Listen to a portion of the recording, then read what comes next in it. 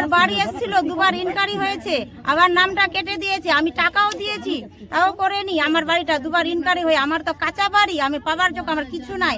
আপনি কাকে টাকা দিয়েছিলেন? আমি মেম্বারকে দিয়েছি, প্রধানকে বলেছিলাম, বিডিও অফিসে আবার আন্দোলন জানাইছি, আমার নামটা কেন কাটলো তাও আসেনি। কি নাম মেম্বারের, যাকে টাকা দিয়েছিলেন? এই একে দিয়েছি, এই অর্জুন রামকৃষ্ণ আইভিএফ সেন্টার, মা হওয়ার স্বপ্ন পূরণ। দিয়েছি। কত দিয়েছিলেন? 3000 টাকা করে দিয়েছি। আগে দিয়েছিলাম 5000, এবার দিয়েছি 3000। আমার দুবার নাম আসলো। আরো কি টাকা দাবি করছিল? আর করেছিল তো, আমরা বলছি তো আগে হোক তারপরে দিব, আগে আসুক নাম।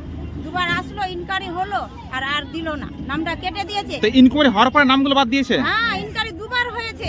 আপনার কিসের বাড়ি আছে? আমার কাঁচা বাড়ি আছে, উপরে টালি আছে। আমার জমি জায়গা কিছু নাই, আমার স্বামী মজুরি করে। আর আমি পাওয়ার যোগ্যতা আমি পাইনি। যারা দুতলার বাড়ি, টাইল বসা বাড়ি, তারা পেয়েছে। তাদের 10 বিঘা বই, 5 বিঘা বই তারা পেয়েছে, আমি পাইনি। যাদের 50,000 টাকা দিয়েছে, তারা 20,000 দিয়েছে, ওদের হয়েছে। আমার তো কিছু নাই, তো হবে না।